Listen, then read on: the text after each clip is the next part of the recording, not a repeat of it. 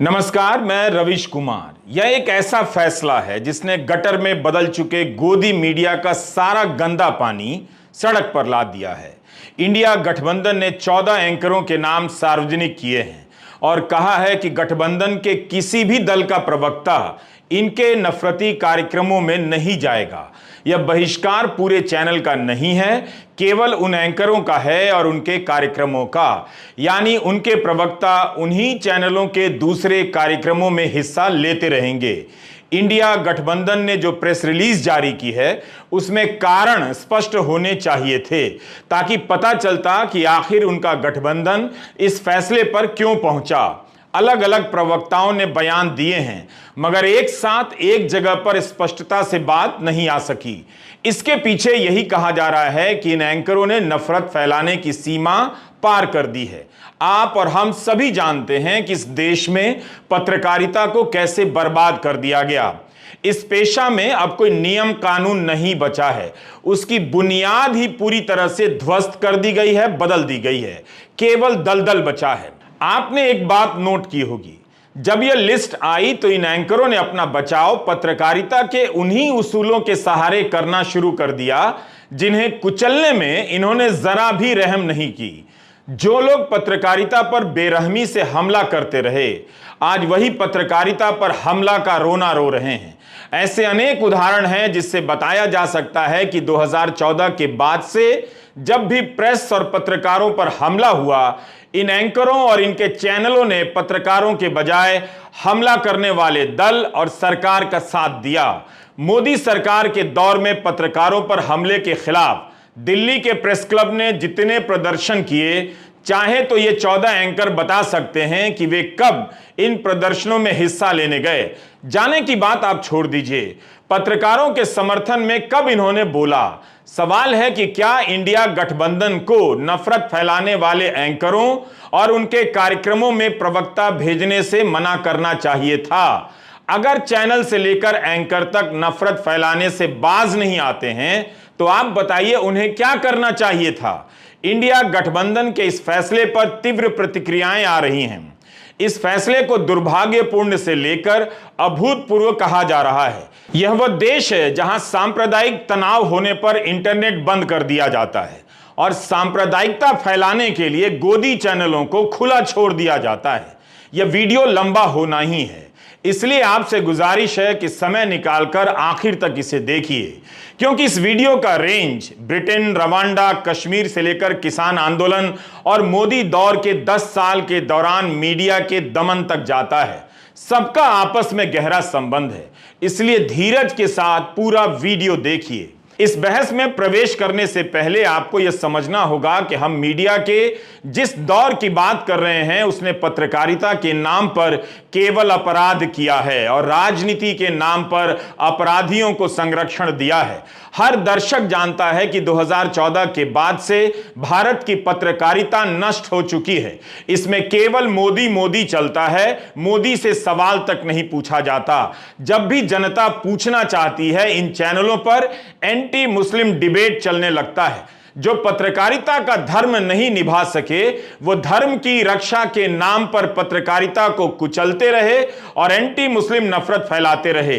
यह सब अपवाद के तौर पर नहीं हुआ बल्कि हर दिन होता रहा।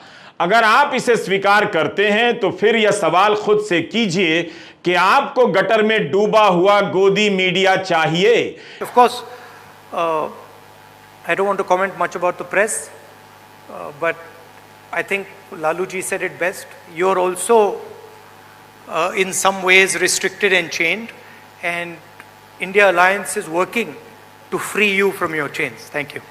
अब आप समझ लीजिए कि जितनी पार्टियां एकजुट होकर के काम कर रही हैं, तो आप अच्छी तरह जान लीजिए कि अब इसी का नतीजा होगा कि अभी जो केंद्र में हैं अब वो हारेंगे, अब वो जाएंगे, ये पक्का जान लीजिए। और अभी आपको बताया गया कि कैसे मीडिया पर ही कब्जा कर लिया है। कोई भी दूसरे की बात कम छपता है और ज्यादातर उन्हीं की बात छपते रहती। कितना काम पहले हुआ है, अलग अलग राज्यों ने कितना काम किया है, दूसरे दूसरे पार्टियों ने, उसका कम छपता है। ये कम करते हैं और ज्यादा छपता रहता है। तभी तो आप लोगों पर कब्जा न है जी, तब तो उपाय है। और जब एक बार उनसे मुक्ति मिलेगी तो आप सब प्रेस वाले आजाद होइएगा और जो आपको उचित लगेगा वही लिखिएगा और वही बोलिएगा। और ये बहुत जरूरी है। अगर प्रेस के लोग कुछ लिखते हैं, कहीं क्या काम हो रहा है, क्या ठीक नहीं हो रहा है, वो जब लिखते हैं तो उसका असर जनता पर कितना पड़ता है। और आजकल देख रहे हैं कोई काम नहीं कर रहे हैं और खाली उनका बड़ाई हो रहा है। इंडिया गठबंधन ने अचानक फैसला नहीं लिया। इन नफरती एंकरों और डिबेट शो को 10 साल का वक्त दिया है। 10 साल। 2014 में अगर ऐसा फैसला आता तो कहा जा सकता था कि विपक्ष ने सोचा समझा नहीं, लेकिन 10 साल तक देखने आजमाने के बाद विपक्ष को क्या करना चाहिए था। यह समस्या दूसरे देशों में भी आई है। उन्होंने जो किया उस पर इंडिया गठबंधन अभी पहुंचा भी नहीं है, बल्कि इंडिया गठबंधन के फैसले की आलोचना इस बात को लेकर भी हो रही है कि इसके गठबंधन की सरकारें उन्हीं चैनलों को खूब विज्ञापन दिए जा रही हैं जिसके दम पर ये नफरत फैला रहे हैं। यह भी एक आलोचना है कि किसी एक एंकर के शो में नहीं जाने से क्या हासिल होगा। असल दोषी तो चैनल हैं और चैनलों के मालिक हैं, उनके नाम लिए जाने चाहिए थे। आपको यह देखना चाहिए कि इंडिया के फैसले के विरोध में किसी चैनल ने, उनके अपने चैनल ने अपने एंकर और उसके कार्यक्रम का क्या बचाव किया है। कहा है कि उसमें नफरती बातें नहीं होती हैं। मैं एक उदाहरण से बताना चाहता हूं कि ऐसा करना उनके लिए कितना मुश्किल हो जाएगा। 14 एंकरों में एक नाम है अमन चोपड़ा का। क्या टीवी 18 ने अपने बयान में कहा है कि अमन की पत्रकारिता अमन के लिए हो रही है, नफरत के लिए नहीं हो रही है। मेवात नूह की सामुदायिक घटना पर 31 जुलाई को टीवी 18 चैनल के अमन चोपड़ा अपने कार्यक्रम में परमानेंट इलाज की बात करने लगे। ये ठीक उसी समय की बात है जब चलती एक्सप्रेस गाड़ी में आरपीएफ के जवान चेतन सिंह ने अपने सीनियर समेत 3 मुसलमानों को चिन्हित कर गोली मार दी थी।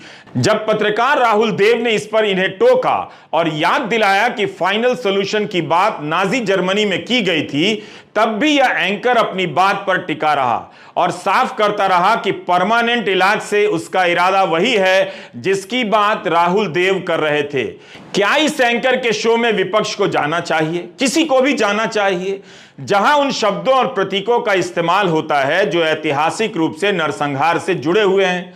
अगर आप केवल भाषा के हिसाब से इन चैनलों का विश्लेषण करेंगे तो डर लगना चाहिए। इंडिया गठबंधन के प्रमुख दल कांग्रेस के नेता राहुल गांधी ने 3000 किलोमीटर से अधिक की पैदल यात्रा की।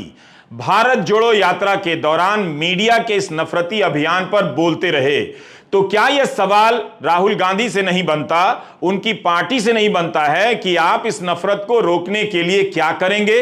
या कैसे हो सकता है कि उस दल का नेता नफरत के खिलाफ पैदल चल रहा हो और उसके प्रवक्ता कुर्सी लगाकर नफरती डिबेट में हिस्सा ले रहे हों और उस डिबेट को मान्यता दे रहे हों? मगर इनके जो चैनल हैं ये भी नफरत फैलाने का काम करते हैं। 24 घंटा हिंदू मुस्लिम, हिंदू मुस्लिम, हिंदू मुस्लिम, हिंदू मुस्लिम, हिंदू मुस्लिम। ये सच्चाई नहीं है भाइयों और बहनों। मैं चला हूं कन्याकुमारी से यहां तक, ये सच्चाई नहीं है। ये मीडिया में चलाया जाता है, फैलाया जाता है। तो सवाल उठता है, क्योंकि ये नहीं कर रहे हैं। इनके पीछे जो शक्ति है, इनके पीछे जो शक्ति है वो कर रही है। सच तो यह है कि आलोचना विपक्ष के प्रवक्ताओं की होने लगी थी कि वे नफरत फैलाने वाले कार्यक्रमों में क्यों जाते हैं। अब जब उन्होंने कह दिया कि हम इन 14 पत्रकारों के कार्यक्रम में नहीं जाएंगे तो यह पत्रकारिता पर हमला कैसे है? नफरत फैलाने वाले इन एंकरों का कई साल का रिकॉर्ड है, एक दिन की बात नहीं है। एक सवाल उठता है कि क्या सार्वजनिक रूप से नाम प्रकाशित करने चाहिए थे, इन्हें चुपचाप करना चाहिए था? मगर इससे क्या हासिल हो जाता? जनता को कारण पता चलना चाहिए था। अगर चुपचाप करते तो जनता को कारण पता नहीं चलता। बीजेपी के सांसद निशिकांत दुबे, अभिसार और रोहिणी सिंह का नाम लोकसभा में ले रहे थे, चीन से पैसा लेने के आरोप लगा रहे थे। क्या उन्हें ऐसा करना चाहिए था? तमाम एजेंसियों से लैस सरकार से जुड़े सांसद इस तरह से पहचान कर रहे थे? क्या कभी ने अभिसार और रोहिणी की मानसिक स्थिति के बारे में